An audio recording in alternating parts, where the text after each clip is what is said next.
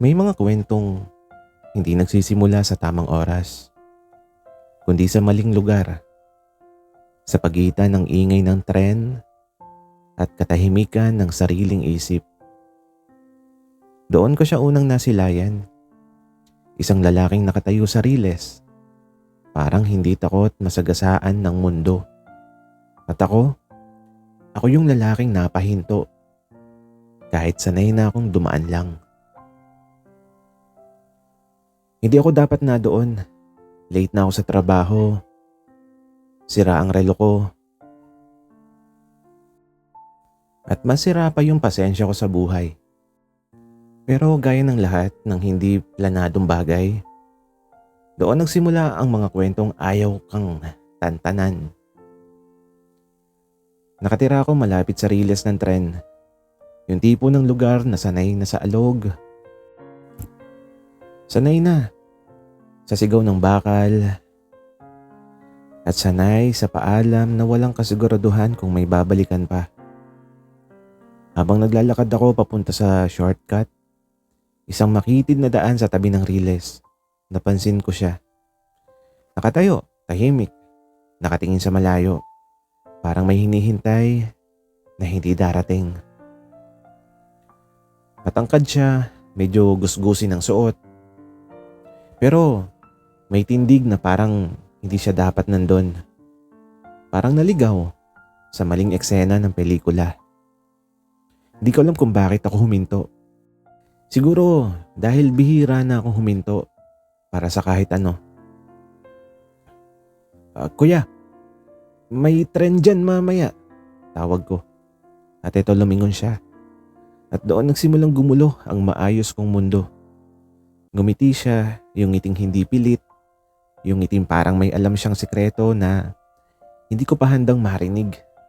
At ang sabi niya, alam ko, pero minsan gusto ko lang makita kung hanggang saan ako dadalhin ng ingay.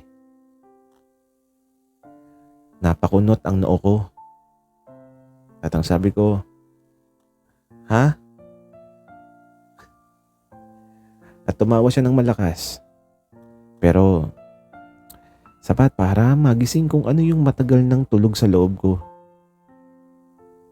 Ako si Kurt. Sabi niya sabay abot ng kamay. First time mo ba akong kausapin o first time mo lang talagang huminto? Wika niya. Hindi ko alam kung anong sasagutin kaya ang nasabi ko lang, ako si Jay. Tahimik sandali tapos dumaan ang tren. Malakas, mabilis. Parang paalala na may mga bagay na hindi pwedeng pigilan. Pagdaan nito, nandun pa rin siya. At ang sabi niya, at ikaw, bakit laging nagmamadali? Napatawa ako ng pilit. Ang sabi ko naman, kasi walang naghihintay. At ito, ngumiti siya ulit pero iba na yung ngiti. Mas mabagal, mas malalim. At ang sabi niya, meron na ngayon, ako. Ewan ko ba kung biro yun? Ewan ko kung dapat akong tumawa. Pero sa unang pagkakataon, hindi ako umalis agad. Naglakad kami sa tabi ng riles. Nagkwentuhan ng walang kwentang bagay. Paboritong kape. Trabahong ayaw namin. Mga pangarap na hanggang isip lang.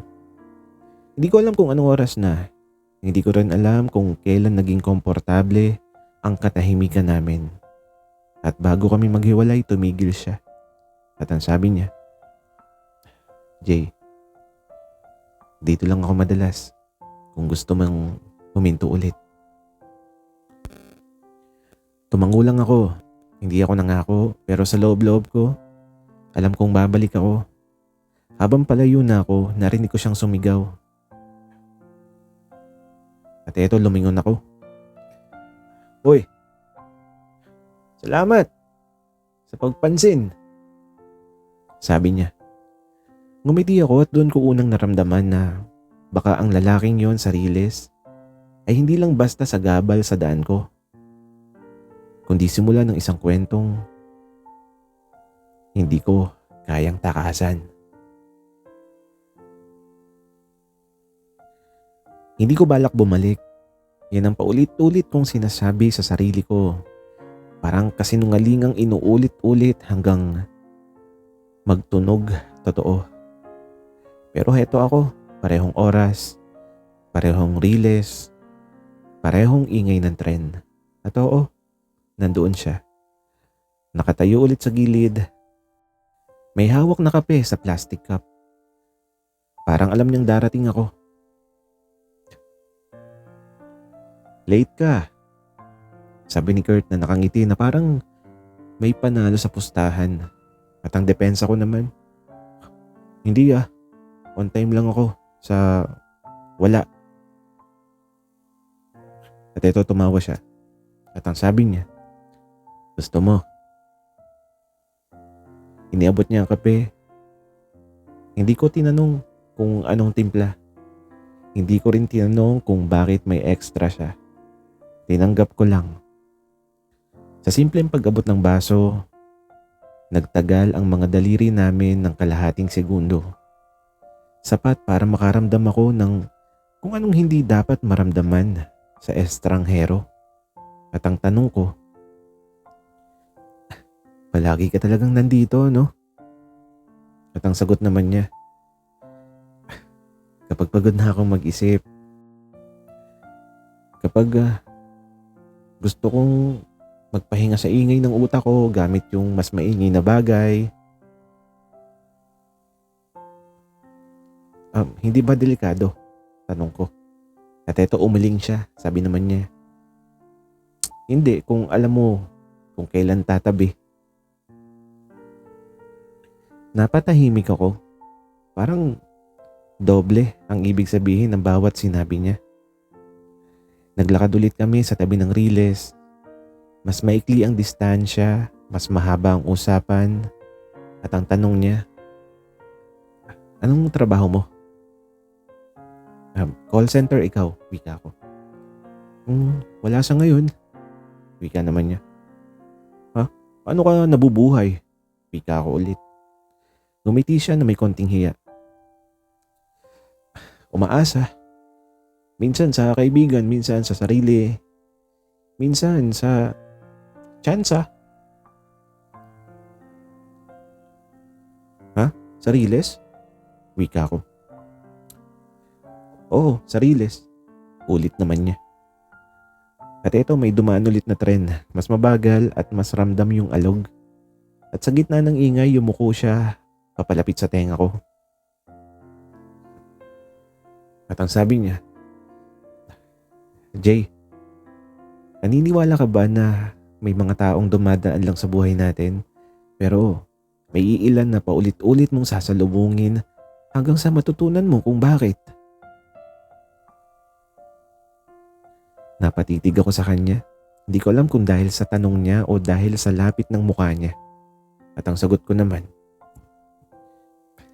hindi ko alam eh. Pero parang ikaw yung tipo na hindi nawawala. Ngumiti siya at sa unang pagkakataon, hindi siya tumingin sa riles kundi sa akin. At ang sabi niya, good. Kasi ayokong maging one-time encounter. At eto bigla ako natawa. Sabi ko naman, grabe ka. Parang pick-up line na. At ang sagot niya, hindi. Kasi babala yun. At eto bago kami maghiwalay, may ginawa siyang ikinagulat ko. Kinuha niya yung phone ko mula sa kamay ko. Tinype niya yung pangalan niya at sinave yung number niya. At ang sabi niya, para hindi ka na magdahilan na napapadaan ka lang. At ang tanong ko, ano kung hindi ako mag-text? At eto tumingin siya sa riles at bumalik yung tingin sa akin. At ang sagot niya, di magkikita ulit tayo rito. Ganyan naman nagsisimula, diba? Kaya ito habang papalayo ako, nakatingin pa rin siya sa akin.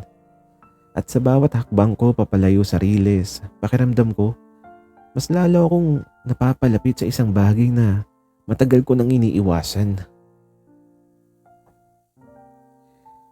Hindi ko agad siya tinext, hindi dahil ayoko, kundi dahil natatakot akong baka kapag ginawa ko, hindi na ako makaatras. 3 araw, 3 beses akong dumaan sa Riles, 3 beses ko ring hinanap yung anino niya. Wala. Hanggang sa gabi ng ika-4 na araw, nakahiga ako sa kama, nakatitig sa kisame, at paulit-ulit kong binabasa yung pangalan niya sa phone ko. Kurt, Riles guy. Hindi ko alam kung anong pumasok sa utak ko pero nag-type ako. At ang sabi ko, buhay ka pa? 1 segundo, 2, 3, at eto, nag-reply na siya. Depende kung hinahanap mo. Gagi, napangiti ako. At ang sabi ko sa reply ko, nasaan ka? At ang sagot niya, sa lugar kung saan hindi dumadaan ng tren. Gusto mo bang pumunta? Hindi ko alam kung date ba yon o ambush pero nagsuot ako ng tsinelas at lumabas. Hindi sa Riles ang pinuntahan namin, sa isang maliit na karinderya malapit sa estasyon. Yung bukas hanggang hating gabi. Yung masarap ang sabaw kahit walang karne. Nauna na siya, nakatayo sa labas, may hawak na 2 soft drinks. Akala ko ba sa lugar na walang tren? Tanong ko. At ito ngumiti siya, sagot naman niya. Wala naman pero rinig pa rin. Kaya ito naupo kami ng magkatapat at mas malinaw yung mukha niya sa ilaw ng karinderya. At ang sabi ko, hindi ka pumunta sa Riles nitong mga nakaraang araw At ang sagot naman niya, alam ko. Kasi gusto kong malaman kung babalik ka kahit wala ako. Grabe ka, experiment? Wika ako. Oo, pasado ka. Sagot naman niya. May grade ba? Tanong ko. Meron, high risk. Sabi niya sabay tingin sa akin mula ulo hanggang paa. At natawa ako. Sabi ko, loko. Kaya ito tahimik kami habang kumakain. Hindi naman awkward, komportable nga Hanggang sa tanungin niya ako ng ayokong tanong. May boyfriend ka ba? At ito nabulunan ako. At ang sabi ko, napakadiretso mo naman. At ang sagot niya, gusto ko lang malaman kung saan ako lulugar. Sa Riles ba o sa waiting shed? Kaya ang sagot ko, wala, matagal na. At ito tumango siya, sabi niya, very good. Bakit very good? Wika ako naman. Ibig sabihin, pwede akong pumasok sa eksena. Kung papayag ka. Sagot niya sa akin. Hindi ko agad sinagot. Tiningnan ko lang siya.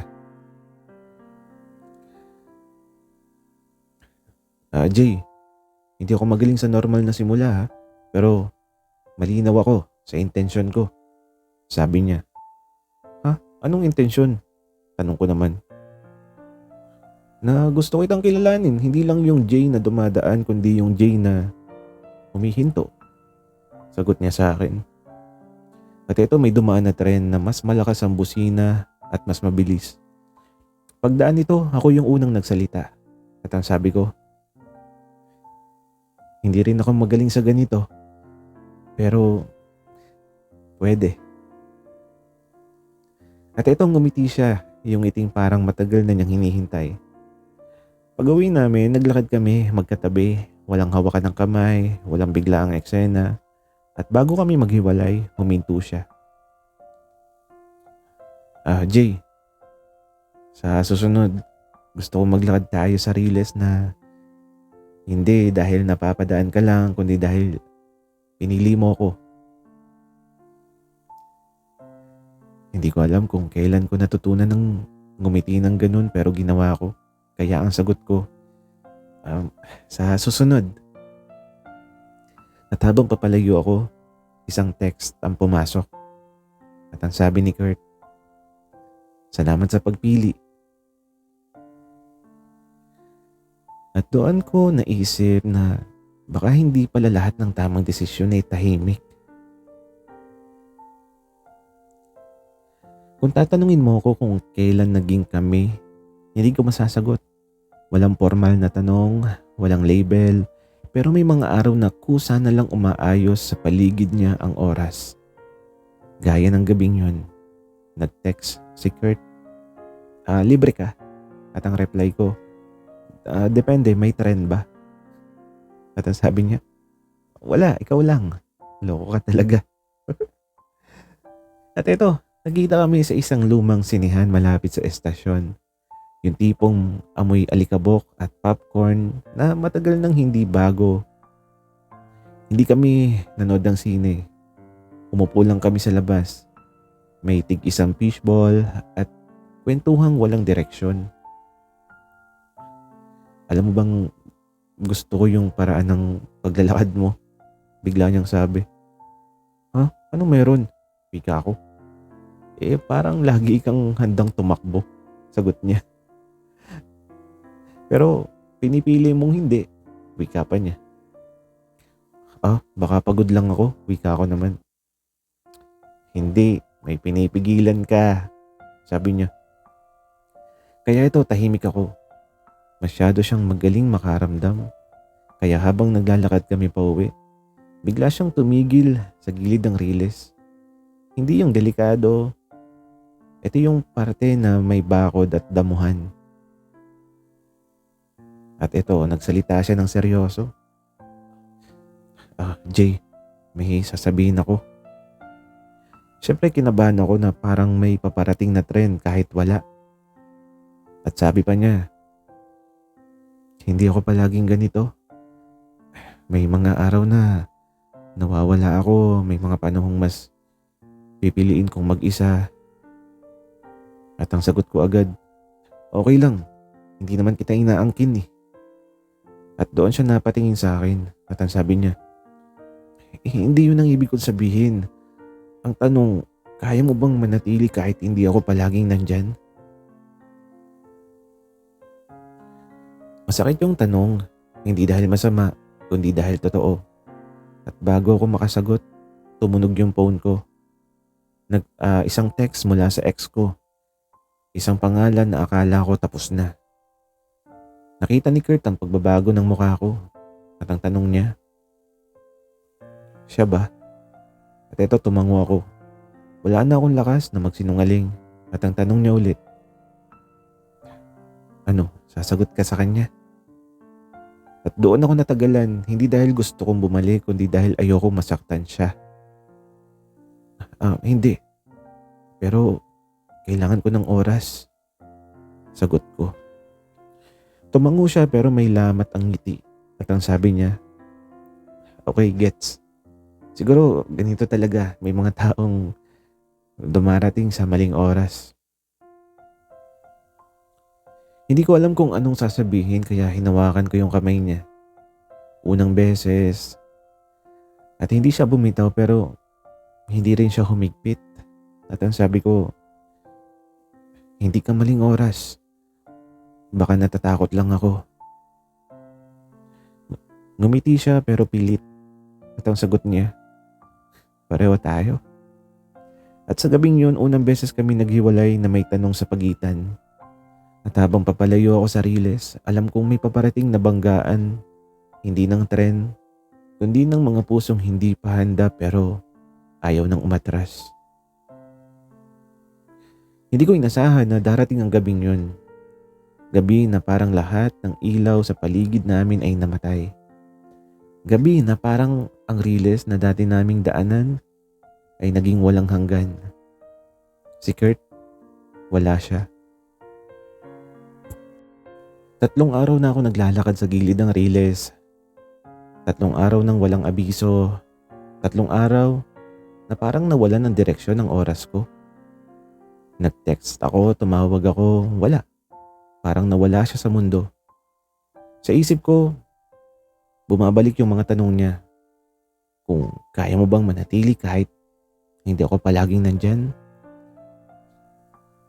Bakit parang ako ngayon yung nawawala? Bakit ako ang natatakot?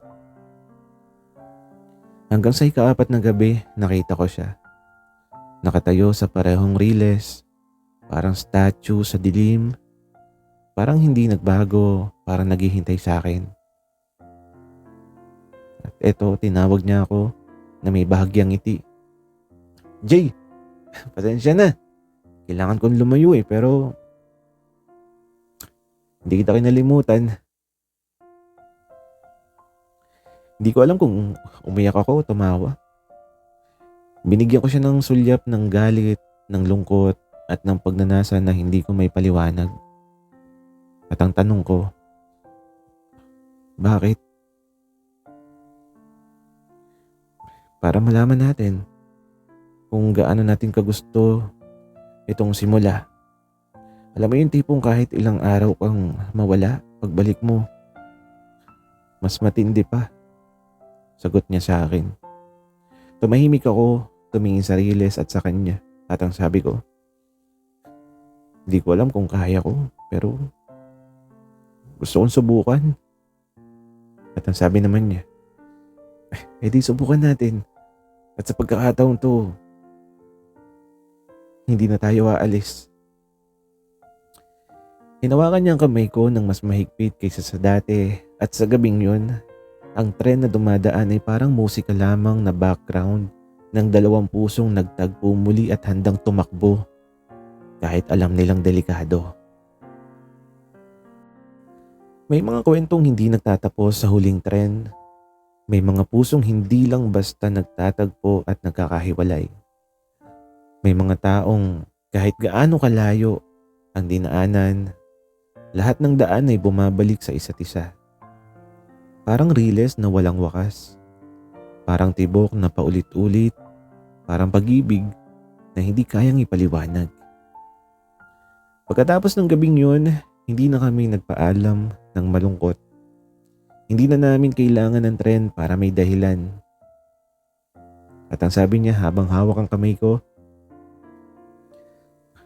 Jay, kung titigil ka man sa paglalakad sa riles, hindi ako aalis. Dito lang ako para sa'yo. Ngumiti ako at para sa unang pagkakataon, hindi ako natakot na manatili. Kahit anong dumaan, kahit gaano kalakas ang ingay ng mundo, alam kong sa riles na to, may lalaking pinili kong mahalin at may lalaking pipiliin din ako palagi. Minto kami sa gitna ng riles. Tumayo ng magkatabi tulad ng unang araw namin. Pero ngayon, walang takot, walang pagdududa, tanging tiwala at ngiting kay tagal ko nang hinintay. At ang bulong ko, salamat. Salamat sa pagpapatuloy ng kwento natin. At eto, tumawa siya. Walang anuman, pero huwag mo akong kakalimutan ha. At ang sagot ko, hindi. At hindi rin ako aalis sa riles mo. Makalipas ang ilang taon, naglalakad pa rin kami sa tabi ng riles. Ngunit hindi na para sa eksperimento, hindi na rin para sa tanong. Ngunit para sa alaala ng simula, kung saan unang nagtagpo ang dalawang pusong sanay sa ingay, kung saan unang tumigil ang isa para sa isa. Ngayon may sariling mundo kami, may sariling bahay, sariling kwento, pero may riles na palaging nagbabalik sa alaala. Ng unang text, ng unang halik ng tingin, at ng unang gabing nagtagpo sa gilid ng riles. At sa bawat tren na dumadaan, naiisip ko, may mga tao talagang darating sa buhay mo na hinding-hindi ka pinapabayaan. Kaya sa bawat hakbang, laging may isa na hawak ang iyong kamay. Si Kurt, ang lalaki sa riles, una kong nasilayan, ay ang lalaking pinili kong mahalin higit sa lahat ng tren at ingay sa mundo. Sana'y nagustuhan niyo ang aming kwento. Maraming salamat sa inyong pakikinig.